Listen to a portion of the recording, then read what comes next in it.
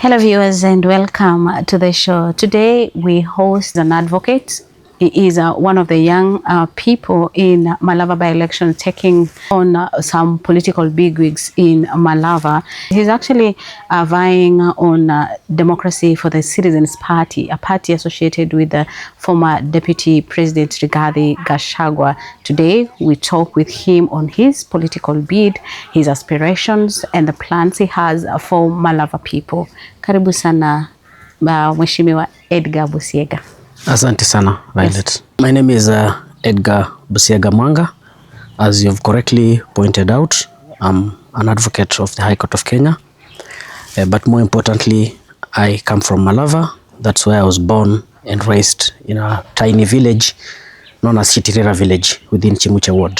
The people of Malava want representation owing to the fact that there is a vacancy in that position, having lost the MP under unfortunate circumstances. Yes, I'm the right person for that position.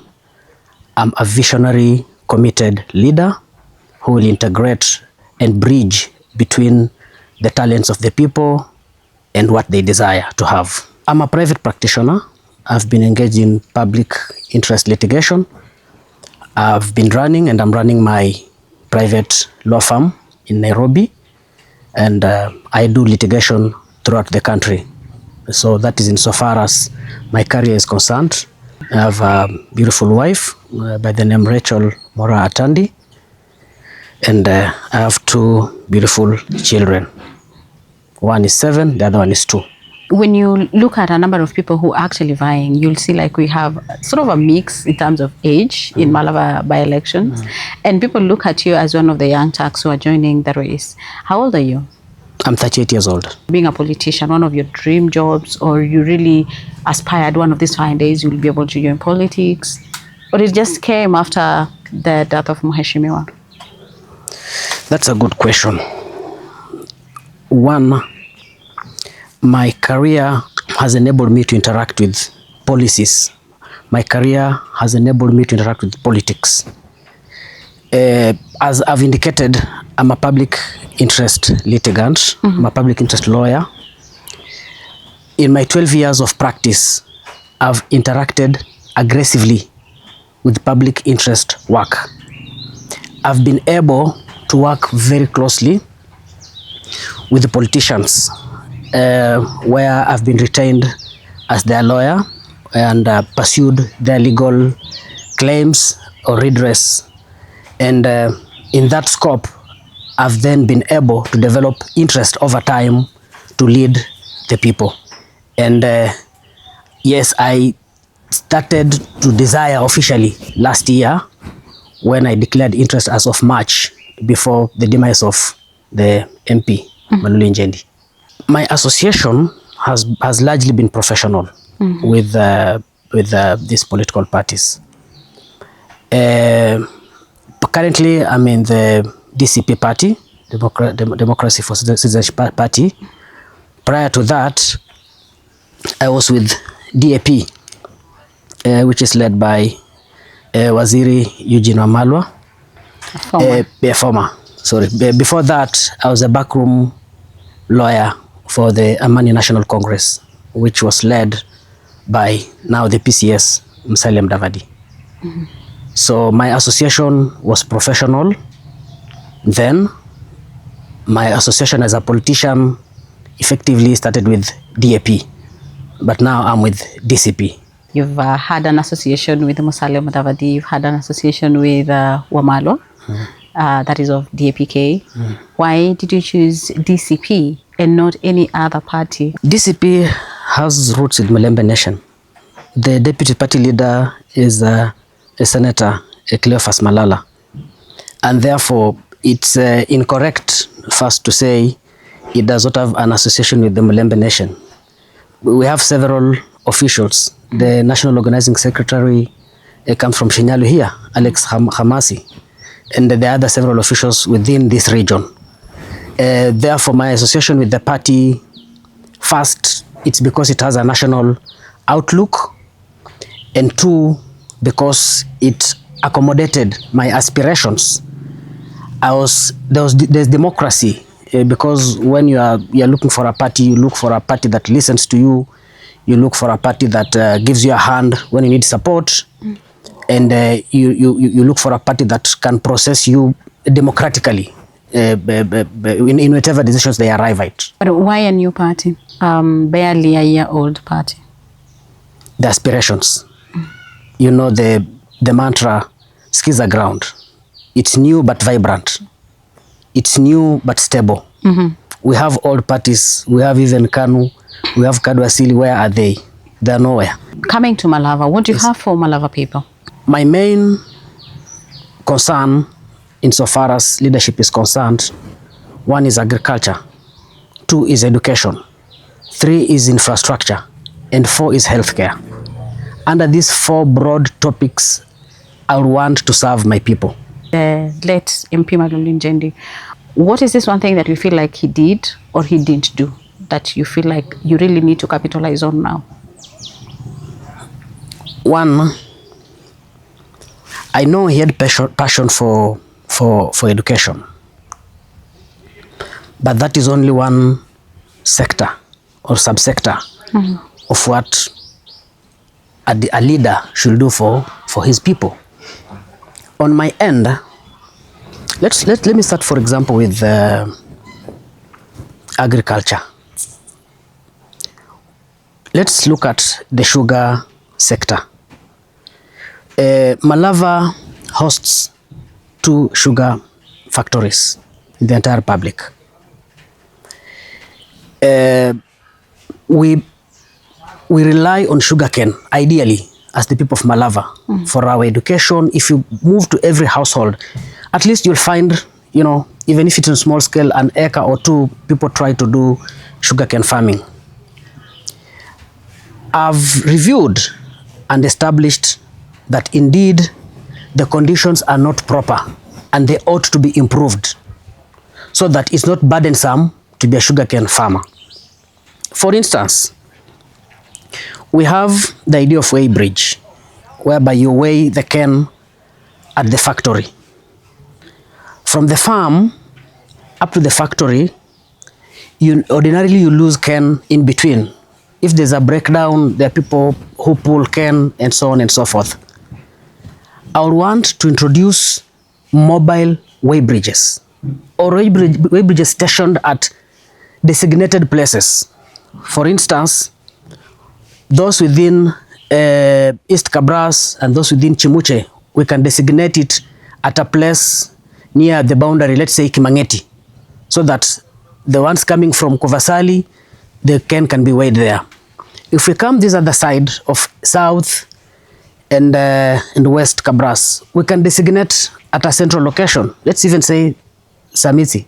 Let's even say at Inguvuli. If we go to Manda Shivanga, the same. So my view is sugarcane farming, whereas it's our main business, it's our main area of farming, and that's how we get money and take children to school, it's burdensome. I want to reduce that burden on farmers. 2, there is a threat to introduce tax, 15% VAT. That threat was started in the finance bill of 2024 that was thrown out. There is a threat to introduce the same. If that is done, it will amount, 1, to discrimination. Because for those who do other farming, let's say maize, let's say tea, let's say coffee, in other regions, they do not go through the same kind of taxation that is intended to be imposed on our people.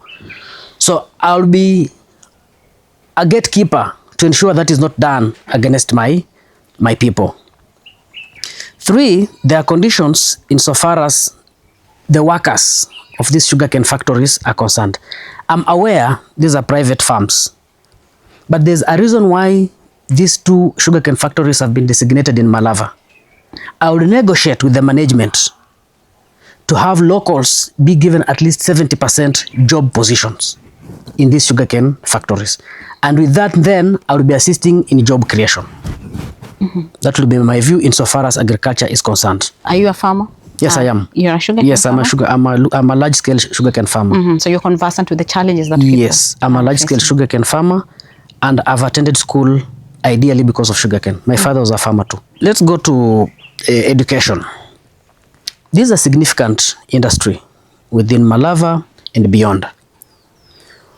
One, the children, our children that are in school, I would want to introduce a school feeding program. We all know a hungry child cannot attend education properly. True. As it is, this program is not in our schools, but has been implemented elsewhere. If you go to Kiharu, for instance, you'll find a school feeding program. So I believe this is possible in our constituency. And perhaps where do I get the funds? The funds from NGCDF. We can allocate some upon consultation with our teachers and all the other stakeholders. At least for our those in lower school from class 1 to 3, grade 1 to 3, to have meals in school, at least lunch. I'll play a role. You've seen, let's say, Mumias. Peter Salasia, a very young politician, is building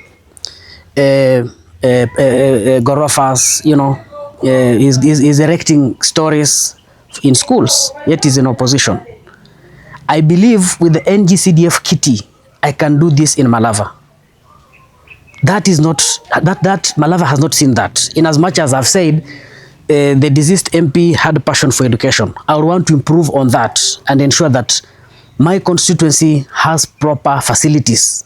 The libraries are stocked and the welfare of the teachers is well taken care of. Still on the education, as an MP, I must play a significant role at the national level. Recently, when the PCS Mudavadi held a meeting with the teachers at Tande Secondary School, one teacher robustly raised out that the ideas of housing levy, the ideas of SHA. As an MP, my role is to be heard. My role is to voice the concerns. And that problem is not only limited to the education or teachers in Malava, but nationally. So my voice will be heard protesting against such kind of punitive measures on the tax of teachers. Is it like you'll come up with a bill or a motion to that effect, or what will you do? Certainly.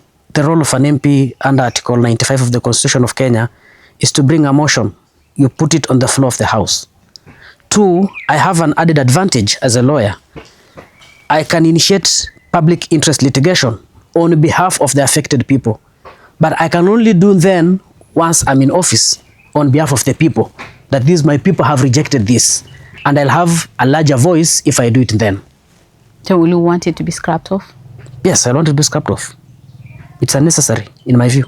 If we go to infrastructure, there's a general complaint in Malava, and there's this threat or desire to fragment Malava into 2 sections. There are those who call themselves for the lower side, and then those who call themselves the upper side. I want to harmonize and bring all these people together, and bring my people together. Why there's this protest and complaint is because of what people believe skewed infrastructural development. Now, if you look at the road from Malava to Kimangeti to Ikoli, that is being tarmacked, but the project has not been concluded.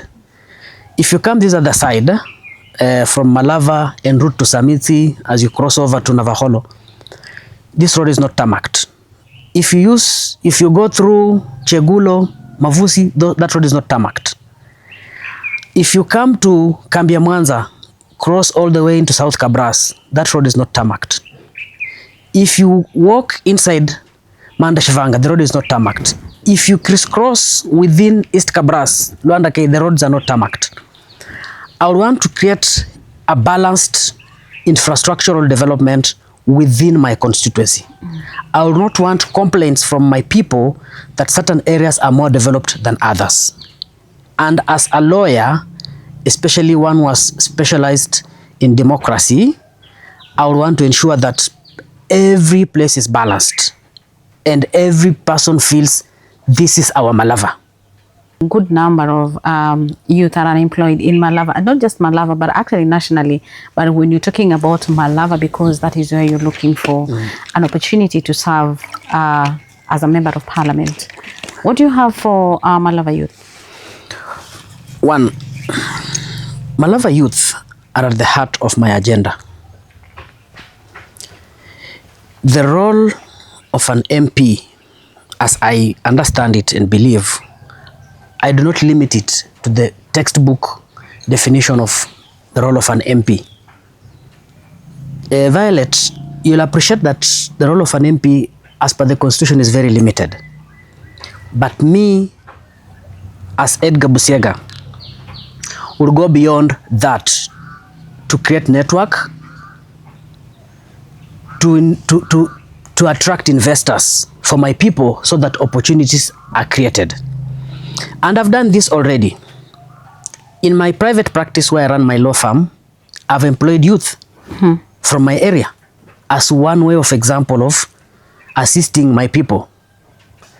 But that is not enough. Once in office, I should be able to use my networks to create job opportunities for my people. I should be able to fight for my people. For instance, if I must have integrity, I must be networked, even to attract banks.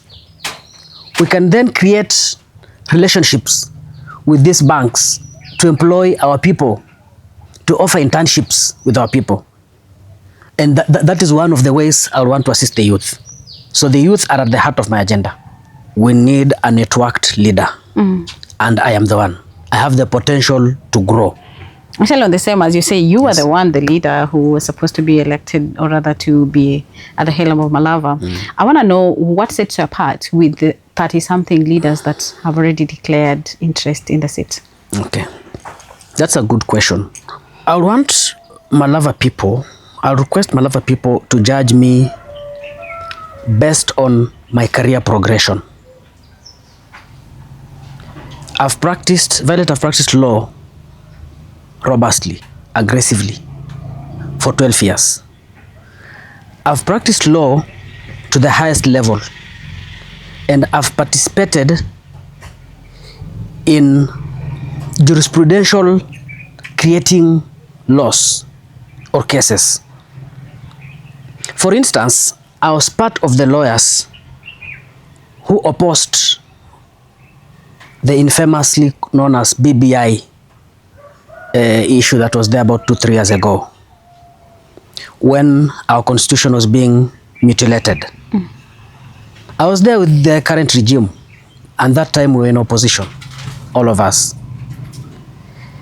I've assisted in creating laws. For instance, I filed, on the instructions of my client, I challenged the Health Act 2023 that sought to discriminate nurses of this republic from holding administrative positions.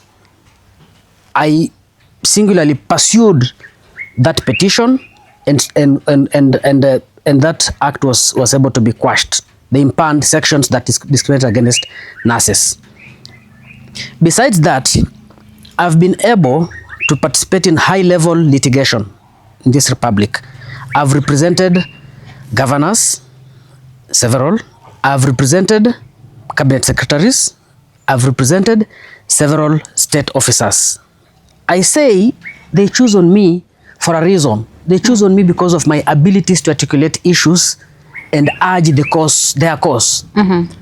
I'm telling my people respectfully, if I can be able to do that, I should be given this obligation to lead them so that I'm able to defend them the way I've done in my 12 years of career.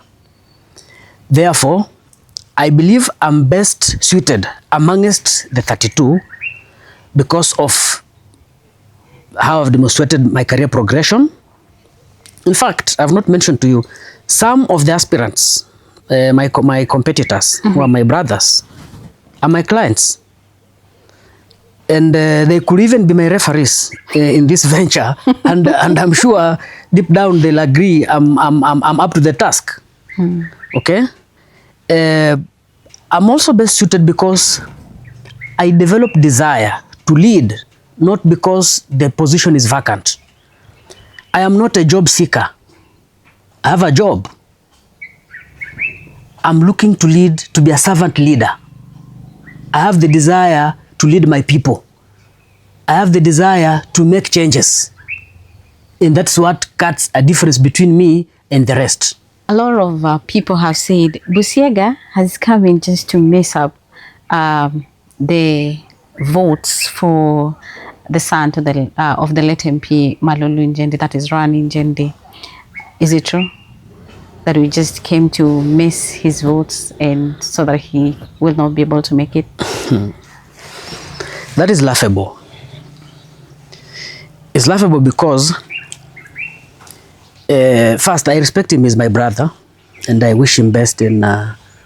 And I heard you come from the same clan. Yeah, and Abasonje clan. Yes, yes, we do. Oh, okay. And I wish him best in his quest. It's his democratic right. I understand he started to vie in the month of April this year. I developed interest to vie in March last year. Okay? So who is spoiling for the other, if I may ask you? That's one. Two, you declared your interest March last year. I started to move out and talk to the people. I initiated my projects officially March. I've rotated every corner of Malava. Okay? Two, I've demonstrated to you my desire to lead. I've demonstrated to you my abilities as a lawyer. I've demonstrated to you my understanding of the role of an MP. I've demonstrated to you my desire to assist my people and bring Malava to where it's supposed to be. Is that spoiling? So the opposite is the truth. So you are ready to take on his father? Yes, certainly. You're coming to, you know, meet some political heavyweights. Talk of Panyako. Panyako, it's not his first time to vie. Your first timer. Don't you think that he'll give you a headache? Well, I respect all my opponents. I'll say all of them are worthy opponents. I will not say one is a heavyweight to the other. And talking of Panyako, Panyako is my client. So if you ask him, I'm sure he'll tell you I'm competent. He is my referee actually. He'll tell you my abilities as a person and my abilities to articulate issues and my resolve to deliver when I'm required to, as I've delivered for him. I may not go to the nitty-gritties of what I've done for him due to the advocate-client confidentiality and rules. But if you have a chance of interviewing him, he'll tell you BUSIEGA is a powerhouse in his own way and right. You are among the youngest aspirants currently in Malava. Yes. And you're coming to face some powerful bigwigs, like, for example, Musalia Mudavadi, who has been now nominated as a key chief campaigner of UDA. We have Natembeya, Governor Natembeya, and Eugene Wamalwa for DAPK. Do you realistically think that you can pull this? That's a good question, my Violet. I'll take you back to the Constitution of Kenya, Article 1. Power belongs to the people. The sovereign will belongs to the people. I'm a person who takes challenges. One example where I took a challenge successfully is the BBI, defeating the BBI. We did it against the powerful President Uhuru Kenyatta. We did it against the powerful, the Right Honorable Raila Amolo Odinga. Madam Violet, I'll challenge you. You know Kenyans. Kenyans are true. Okay? Kenyans are the most honest lots of voters. If they want to vote you out, they'll vote you out. No matter the might that you'll come with. I'll come with the people. I'll come with the people. I'll come with my ideas. you've mentioned that we have PCS Mudavadi, we have you have Governor mentioned other Natembeya. people. Yes, And yes. for information, Governor Natembeya is also my client and friend. Yeah. So of Cleo Malala will be there. He'll be seen on the ground. But I'll want to dwell on myself with the people more. I'll not want to look at the personalities who will come, who will not come. I do not look at it that way. I look at it on how do I interact with the people. And do I have the ability and resolve to convince my people? Yes. But I do not fear going against whoever comes along the way, because the battles that I've handled so far in my career, I think they have given me a path to be able to withstand any storm that comes my way. As long as someone does not take away my life. Yes. I know you're a lawyer. You say that you have been practicing for the last 12 years. Yes. But, you know, putting up a machinery, a campaign machinery for parliamentary seat is not a joke, that is. And then now this begs a question. What is your net worth? Well, that's you caught me off guard. That's a difficult question. In terms of my random wealth, wherever I have any here and there. Well, for the time I've practiced, I do not. I can say I'm an average person in terms of my abilities, but I could be nearing 90 million to 120 million.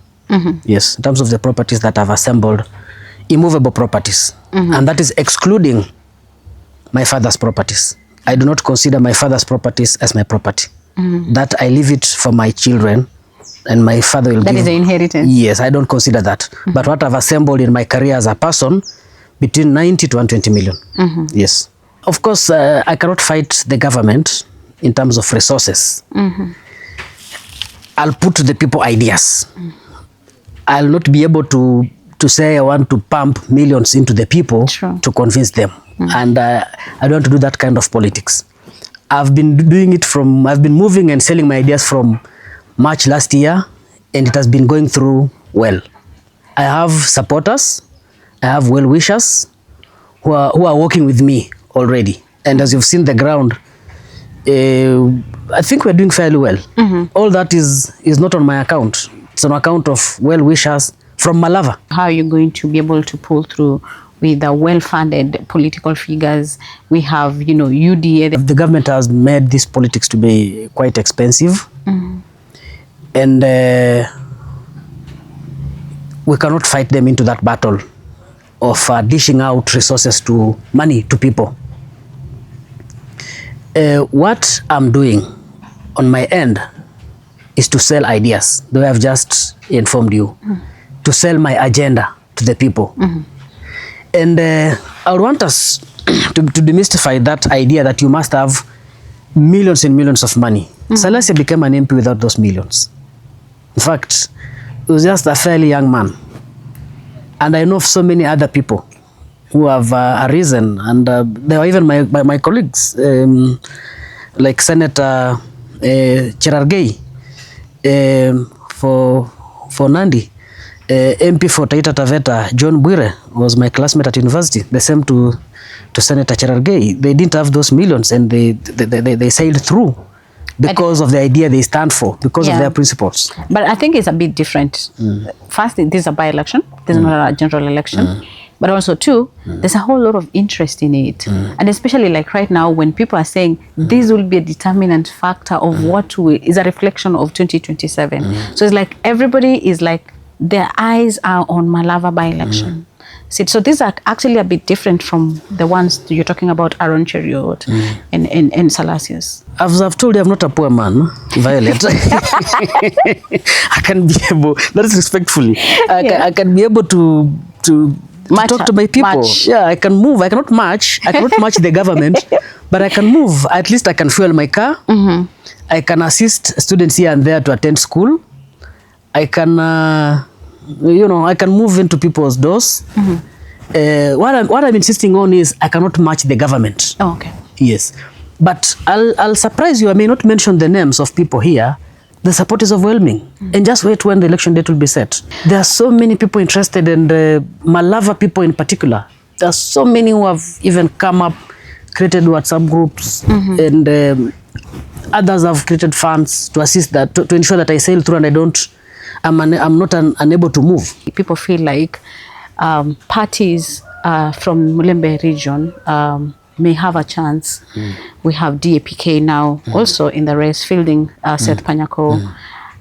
You've come with DCP, and a lot of people, as much as you're saying the deputy party leader is Cleophas Malala, who actually has roots in Mulembe Nation, they have already given it a tag, Mount Kenya thing. Do you think you'll be able to sail through with DCP, or an outfit of Mount Kenya, Gachagua's party, will be a disadvantage to you?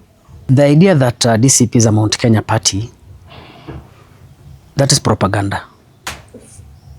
I've taken you through the leadership structure of the party, and you'll see a representation across the board. You'll see an image of the whole republic. Malava people are unique. They vote for an individual. The deceased MP, Honorable Moses Maluli Njendi, when he first got into power, he got through a little known party. I think it was called MDP or MDM. MDP. Subsequently, he went through Jubilee. So Malava people look at an individual. A party is only a vehicle to ensure you're on the ballot. And once I had the cries of my people that I should be on the ballot, I made sure I've looked for a party that will place me on the ballot. Otherwise, where I was, I didn't see clear chances of being on the ballot. And I was going to be discriminated and taken out of the ballot unfairly, not fairly.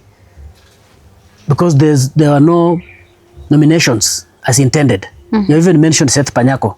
How was he settled at? In DCP, there's only one aspirant. And therefore, that's why they settled on me. In DAP, there are more than 5-6. Where are the rest? Where is Manyasi? Where is the... Manyasi, I think, is in DNA. Yes. Why did he leave?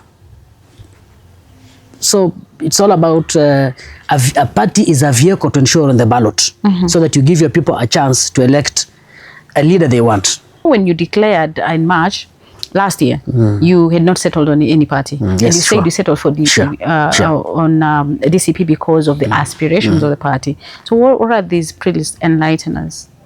DCP is a good party.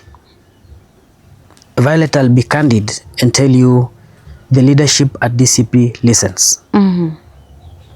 Wanasikiza ground and wanasikiza they listen. They don't discriminate. They don't look at me and say this guy is below 40, is 38, and therefore I'm going to discriminate him.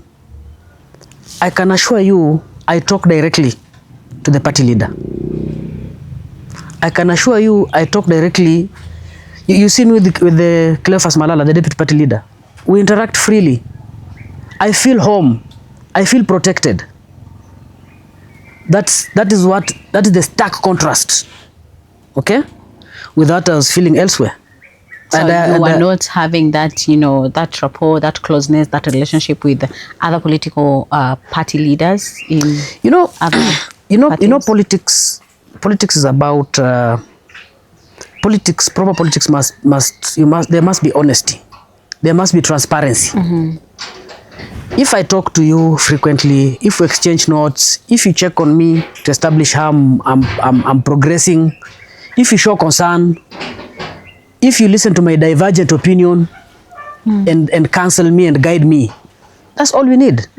So I have a father figure. I have people who guide me properly, as I would expect. Even when I go wrong, they put me on the track and show me the way. And that is what makes me to feel safe and home at the DCP party. As you've correctly said, their mantra is Skiza ground. Our party, DCP, listens to its youth leaders, members, and everyone. Yes, you're not dismissed at the gate when you present your issue. What is your message to the critics, especially who are pointing fingers at those people who are vying on DCP as people who have lost track, and people who at all they will be elected, they will lead their followers in a ditch because they believe this DCP party leader who was impeached is unfit to lead, and that is why he was impeached? That's a good question, Violet. And I've heard that criticism even from very prominent leaders in this country. We are a country governed by the rule of law, correct? Yes. And you are innocent until proven guilty. That is the prescription of Article 50 of the Constitution of Kenya. That criticism, as a lawyer, I'm able to synthesize and establish that that criticism is unfair, because the Honorable Rigathi Gachagua has not exhausted his appeal structures. He's at the Court of Appeal, and he'll proceed up to Supreme Court. So until the curtains of litigation come to an end, it's premature to pronounce that he's an impeached man and therefore unfit to hold office. As at now, the Honorable Rigathi Gachagua is fit to stand for any office because he has legal appeals going on. And therefore, I make my statement on that as a lawyer. Local politics in Malava has been largely influenced by clanism and all that. Yes. How are you going to deal with this? Well, it is a factor. Where do you come from? I've sold myself as a candidate for the Malava people. I come from the Vasonja clan. And I want to challenge you, a good lady, Madam Violet. I believe you do investigative journalism. Go and engage the people of my clan. Go to their rooms, go to their homes, and engage them. They support me because I'm self-made. They support me because of my vision. They support me because of what I stand for. However, that is not enough to make me MP of Malava. I've sought friends, I've sought alliances across the board. I've not put much emphasis on clan dynamics because it disenfranchises other clans. What will the Abasira clan say? Okay? What will the Bamutama clan say?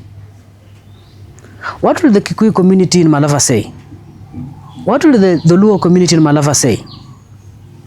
What will the Avacheti community clan in Malava say? So my focus is to come out as a leader for everyone. That does not mean that I've not convinced my home people. That's where I started from. And I'm beyond that, I'm out.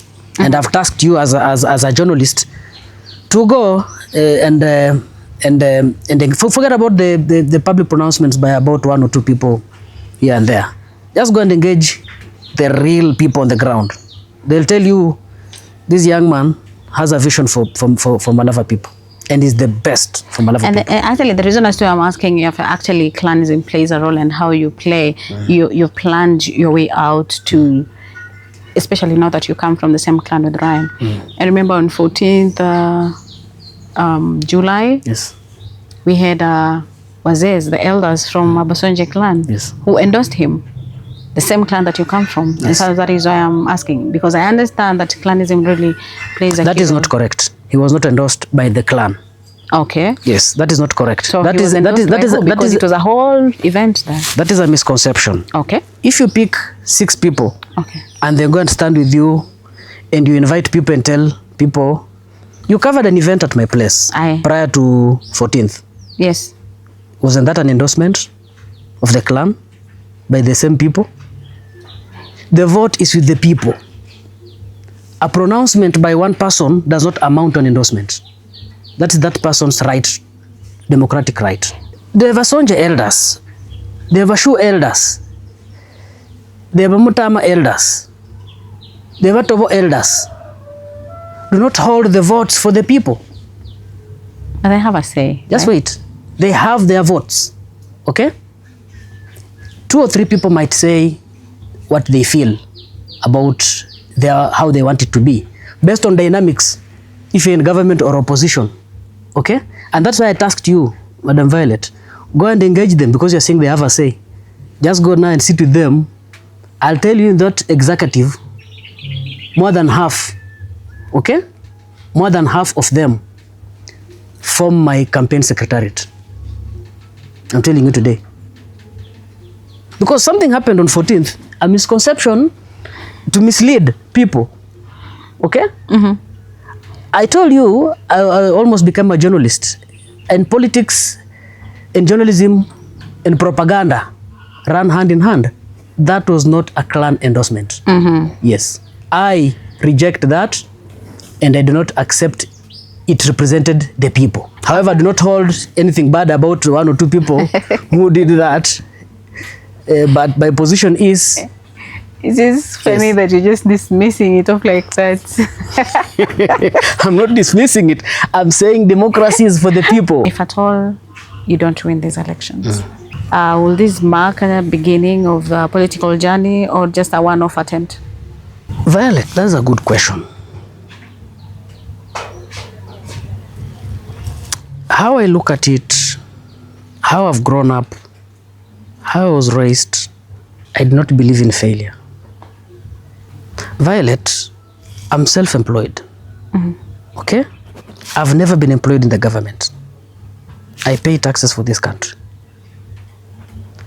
I've survived in the rough terrain of Nairobi and beyond. I do not see failure as an option. That is not in my DNA. I do not start a journey that I do not believe in. But again, you know, like if it is a competition, there is always a winner and a loser. That is a fact. Well, that's a fact. That's a fact. If we lose unfairly, that's we'll deal with it at that time. We'll deal with it at that time. What do you mean you lose unfairly? I don't believe. My people have told me, unless they come back to me and tell me, Edgar, kijana yetu wewe utoshi, but I've engaged my people and I believe I'm going home with this thing. I'm taking it home for the people and by the people. So I do not see failure as an option. During this period of time of campaign, I mean, you've been moving around. I know they have not really declared this is time that Malava waanze safari sasa, but you know, kumove hapa na pale, you already know some of your competitors. Have you faced any sort of intimidation or maybe threats from your rivals as at now? No. None of my competitors have threatened me. Malala categorically told DAPK to pull out of the race, Malava, for Malava to support you, the candidate, the DCP's candidate. Why will DCP want DAPK to pull out of Malava race? First, it's DAP that wanted DCP to pull out. The first person in hand was DAP, who came with the zoning idea.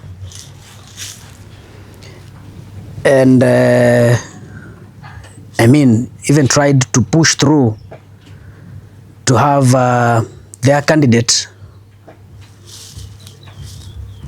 who was settled at and democratically, and whom I believe. But why would you say undemocratically? Because you're not a member of DP. So I was. So that is why I was there. You were in DAP before you went? Yes, to DAP. I was there. I was among the aspirants. When did you leave DAP? DPK? I left. We are in August, July, June. You left DAPK in June? Yes, in June. And June, I made an announcement. It must be July, sometime July, when I officially crossed over at the DCP headquarters. So how long were you in DAPK? I'd stayed in DAPK as a member from last year. Last year? Yes. Please tell us, why did you move from DAPK now to DCP? I moved because of one opaque way of operation. Meaning? At the DAP party. Two, commitment and seriousness to campaigning and vying. I mean, to campaigning on the ground. 3, we were a number of aspirants. And on my end, as a democracy student, I believed that we should go through nominations. That chance was never availed. And when it became clear that this chance was not going to be availed, I moved out. Did you communicate to the leadership, or why are you saying it was actually opaque way of operation? I tried to engage the leadership. Did you reach out to Wamalwa himself? Yes, I did. Yeah. What did he say? He was non-committal. Okay. He was non-committal. He kept on assuring me, but you know, actions speak louder than words. But I'll be honest, former Waziri is a gentleman, and at no point did he ever harass me. But you see, actions speak louder than words. I was not given or informed when the nominations would be held. Certain rumors were never dispelled or cleared about the party being in boardroom arrangements with one of the aspirants. And I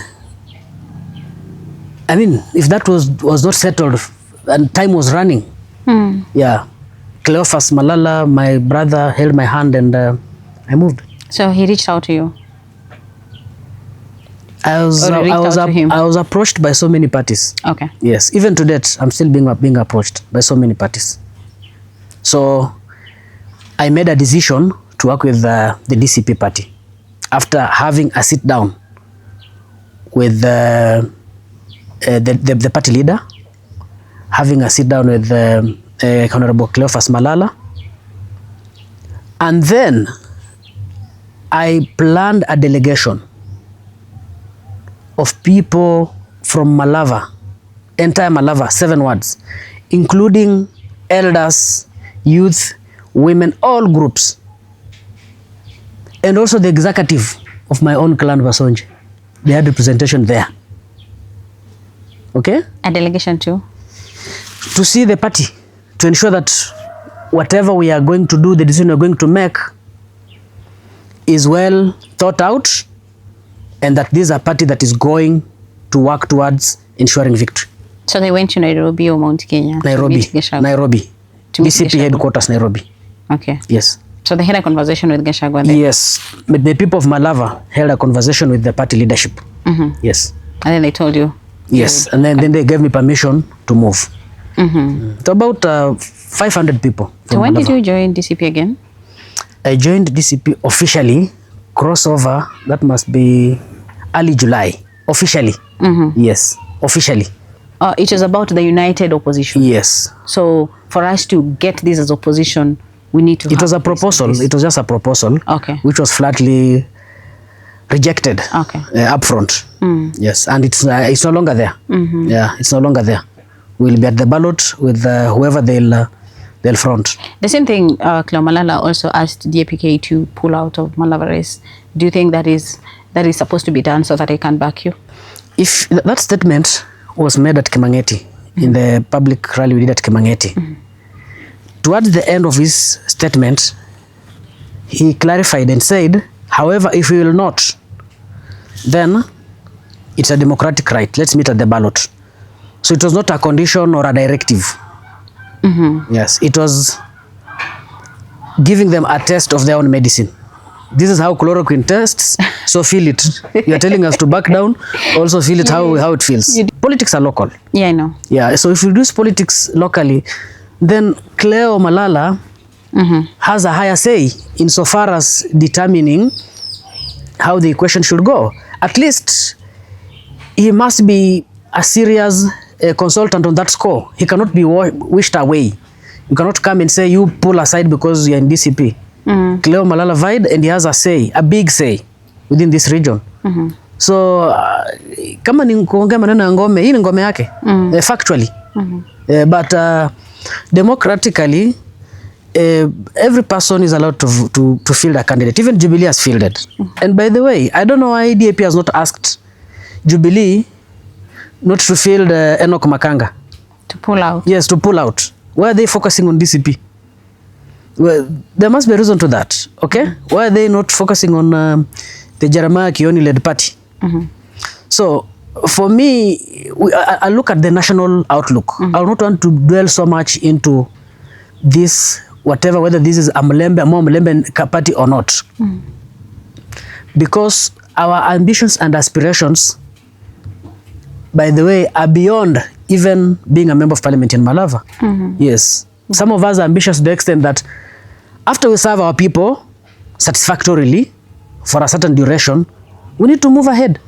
Yes. And perhaps participate at county politics or national politics. You need a party that will give you that platform from inception. You are actually in the opposition. Do you believe that the opposition is going to form the government 2027 to be a reprieve to the locals, because they, according to them, they believe they have never been in the opposition?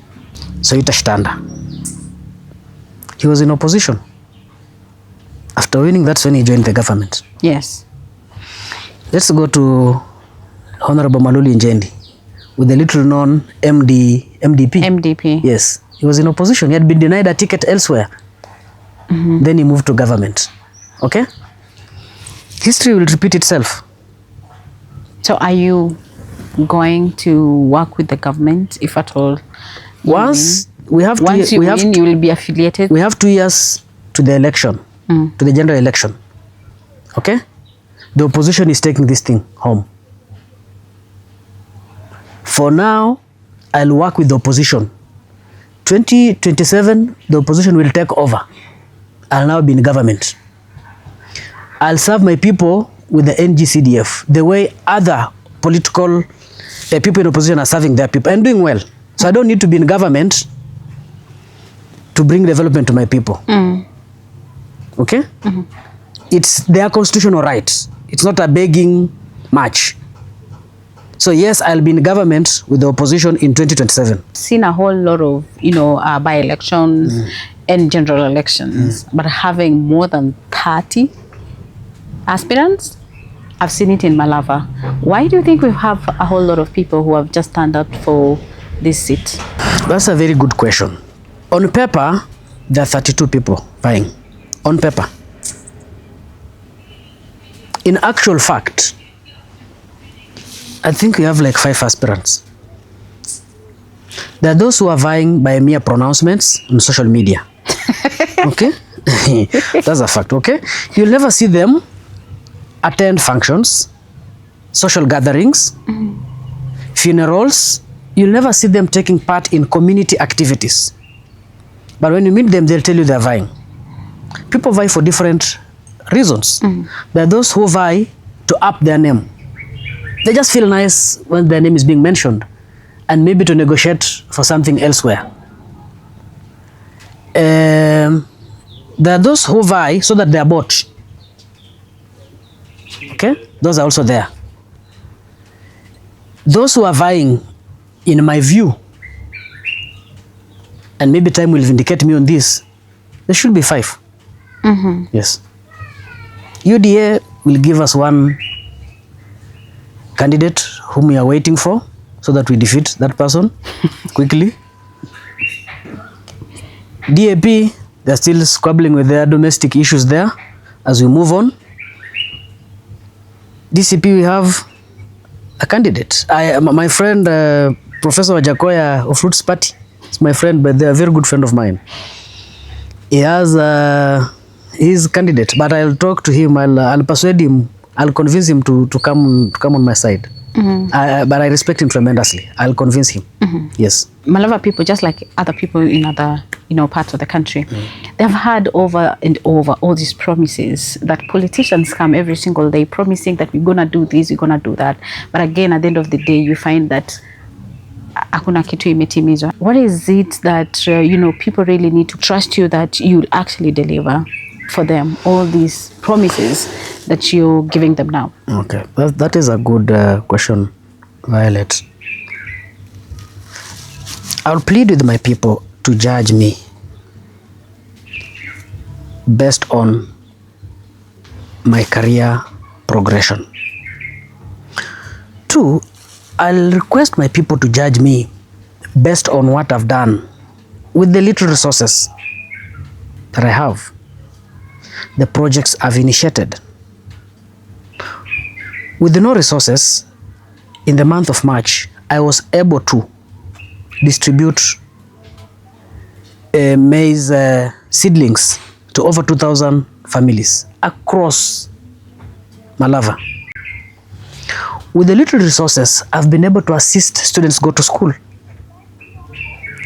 With the little resources in my office, I've been able to employ and create job opportunity for my people from home. Okay? With the little resources, I've been able to offer pro bono legal services. I'm telling my people, if I'm able to do that with the little resources, if you give me a bigger basket, I'll deliver. I'm also telling my people I'm fresh. I'm not tainted.